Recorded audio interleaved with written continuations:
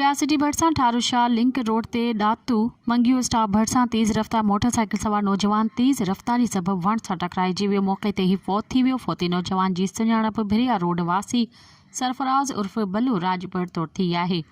नौजवान खे वाक़े वारे हंधि तां शेरन खणाए अस्पताल आंदो, जिते डॉक्टरनि पारां नौजवान जे फौत थियण जी तस्दीक कई वई। इतला ते वारिस अस्पताल पहुची विया। इन मौके ते संदसि वालिद हनीफ राजपुर चाचे नंढो राजपुर ॿुधायो त फौती नौजवान भिरिया रोड खां मोटरसाइकिल ते सवार थी ठारूशाह वञी रहियो हो त ब्रियासिटी भरिसां वण सां टक्कर लॻण सबबि वाक़ियो पेश आयो आहे। हुन वधीक ॿुधायो त नौजवान कराची फैक्ट्री में कमु कंदो आहे, मोकल ते घर आयल हो। ब्रियासिटी अस्पताल में डॉक्टरनि पारां कानूनी घुर्जियूं पूरियूं करण बाद लाश वाटसन हवाले कयो, जेको ॻोठु खणाए विया।